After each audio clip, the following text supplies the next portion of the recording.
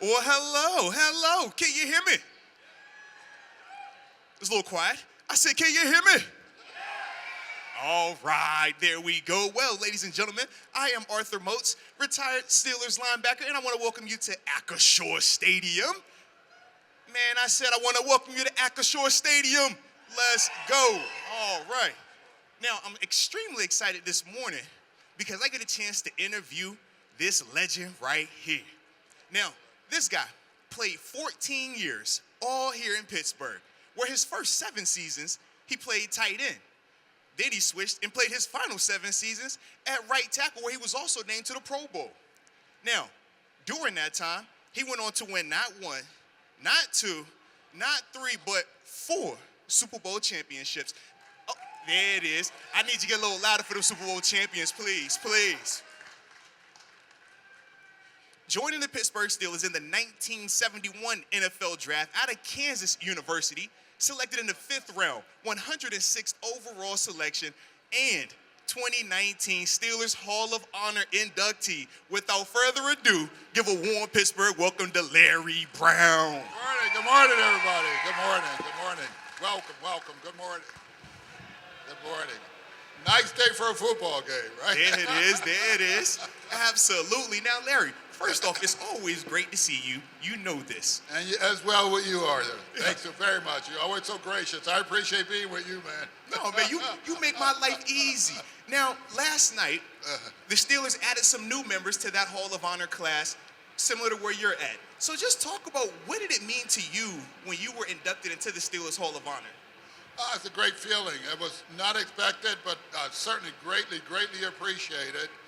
And boy, it's so nice to see guys, especially guys who came up during my era, get that kind of recognition. And so it's quite a gratifying and certainly appreciated that that the Steelers go to that kind of effort to make sure they recognize the guys who were part of the success of the team here over those years. So very much. And that seemed to echo the same kind of sentiment that these guys had last night that were inducted. No, absolutely. And speaking of your time here, man, winning 4 Super Bowls, but at the same time, you guys had adversity. So just talk about how you guys were able to overcome some of the adversity that you guys faced as a team while still being able to win as much as you did. Well, adversity, you got to know it's a part of the deal. Even practice, of game, all that is a part of dealing with adversity. You know, getting knocked on your butt and getting back in and doing it again. And I was very fortunate, obviously, to have gone through and won 4 Super Bowls, but not all those years were just winning. We went through quite a bit of losing.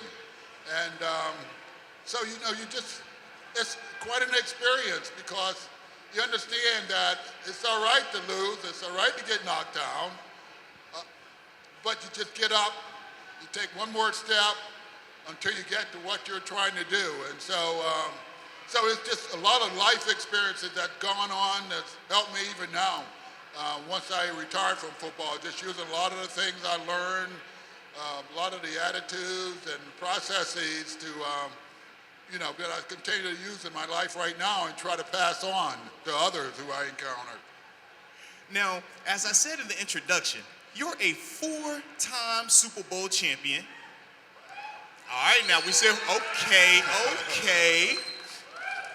But of those 4 Super Bowl champions, which one was your favorite? I'm so sorry. I said, of the 4 Super Bowl championships that you won, which one of those were your favorite? Wow, that's pretty difficult. That's like trying to pick kids, right? Which one? But actually, I think the first one.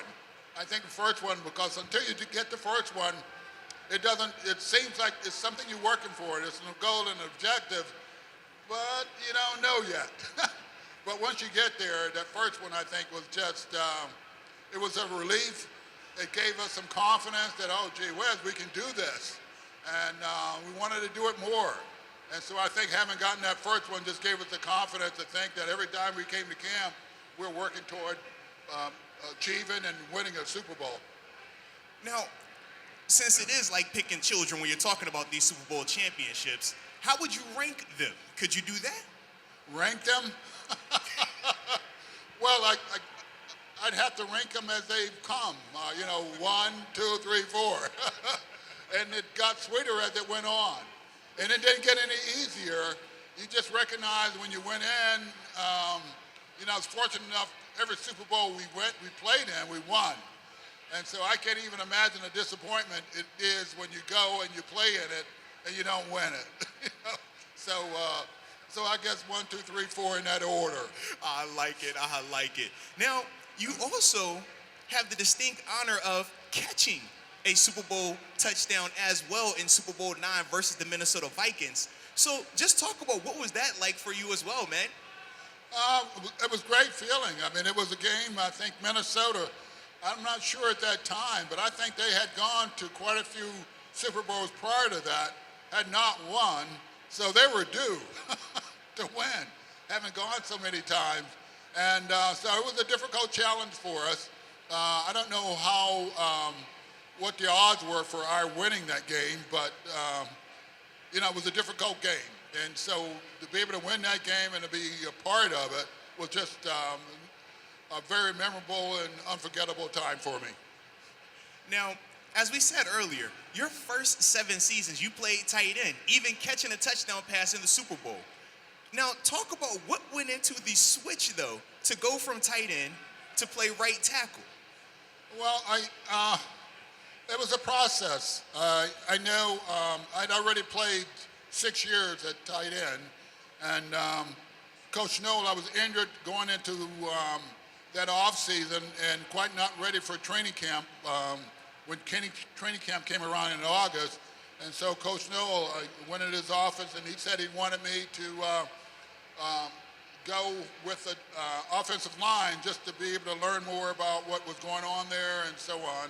And that when I was able and physically able to do it, I'd come back over to the tight end position. Well, that never happened because the gentleman who was playing offensive tackle was traded away during that training camp. Oh, no. But anyway, long story short, that's the way it happened. And not only did you switch and have success, but you went on to be named to the Pro Bowl as well. Why do you feel like you were able to make that type of transition and excel at the position after you did that? Well, I think it was coaching. I mean, we had great coaches. Coach Noll's philosophy, you know, he considered himself a teacher, and he taught fundamentals. I mean, he was always back to basics, recognizing that if you recruit well and you recruit good athletes, talented people, your difference can be how well you coach and teach those people and how committed you are to doing things fundamentally right and correct. And so that's the kind of people he hired, coaches, and I think that's just that's the reason. I got very, very good coaching. And speaking of those good coaches and Hall of Fame coach Chuck Noll, just talk about, man, one of those memories or life lessons that you took from him that you still carry with you to this day. Oh, there were many, because I often in our meetings at work and in our business and so forth, talk about things and processes and approaches that I learned, you know, from Chuck. You know, as I was just explaining to what his approach was, is that, you know, you really do have to master the fundamentals and the basics of whatever you do, no matter what that sport or avocation or vocation or profession you're in. You're more apt to be successful at it if you understand it, you are fundamentally sound about how you execute things, and really on how you deal with people. I mean, he was one of those coaches who had a reputation of just being honest. He just tell you what the deal is. and most people can accept that. You can accept the truth about yourself because that gives you an opportunity to do a really good self-evaluation and do whatever necessary it is to, you know, to get better. And so, yeah, fundamentally, I think that's what I got from him, and still used today. No, I like that right there. Now, I have one more question, and then after that, I'm going to open it up to you guys to ask Mr. Larry Brown any question that you might have for him today, all right? But the final one that I have, is talk about your welcome to the NFL moment. That moment where you felt like, man, I'm here, whether it was something good or something not so good. Welcome to the NFL moment. I think it was, you've heard of Gene Upshaw. He's pretty popular. Absolutely. Well, anyway, he played for Oakland, but he also had a brother who played for the Kansas City Chiefs. He was a defensive end. I was a tight end at the time, and I remember having to block him on a pass assignment, stayed in to help the tackle and block it. And boy, head slap. I got a head slap that I still remember. They said that was kind of my, welcome to the NFL moment. Is when I went back to block him, he came and, wow, just rang my bell. But anyway, that's it. I like it. It definitely happens like that sometimes as well. So, before we turn it over to you guys, can we give another warm round of applause for Larry Brown? Thank you. I like it. So, it's now on you guys. If you have any questions for Larry or myself, let me know, and we'll make sure we get that asked. Any questions? Questions? We're good if you don't have any. Because there we go. Come on up, sir. And say your name too, please.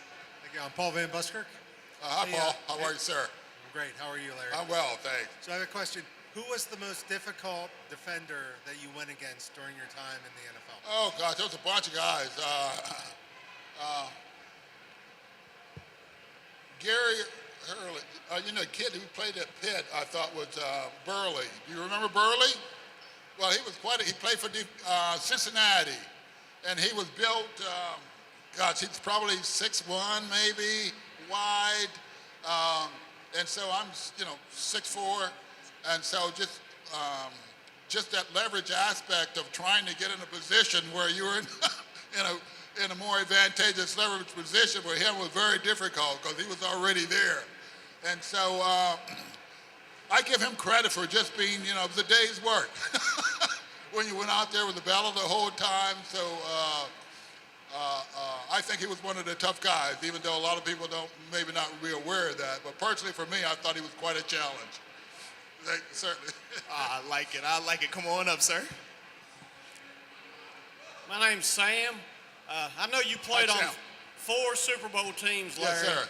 But what was the best team that you ever played on? Wow, that's a difficult one. We had, fortunate enough, there was a lot of carryover from players who started in the first one and also played in the fourth one. And that's a hard thing to grade because 2 of them I was a tight end, 2 of them I played tackle. But I guess on a consensus basis, the team that people think players was our best team was the one that we didn't go to the Super Bowl and we were, ended up losing it out in Oakland to that team. I think that team was regarded that way because we'd already won 3, everybody had gotten better, and we were poised, to go for the 3rd one. But Franco got injured, Rocky was injured, and so we suffered those kind of injuries. But, it's a pick 'em as far as I'm concerned. But consensus basis, everybody thinks that was the best team, 76. Well, you're kind, man. Thank you very much. I'm good. There we go. All right. Another question for Larry Brown. It's okay. Hey, no, they can't. I got one. What if the Steelers going to run today? What about that? Start something. We like that, right? Oh, do you? Definitely need that Steelers dub today, correct? Why not? They've had 2 weeks off. They've got a tough schedule, but they're a tough team. I like to see them going to run today. No, absolutely, man. I mean, this is a very favorable matchup for them, man. Absolutely. I like it. Well, with that being said, we will conclude the interview. We greatly appreciate each and every one of you guys. Make sure y'all cheer loud and proud. And as always, here we go, Steelers. Okay. Thank you. Thank you very much. Take care.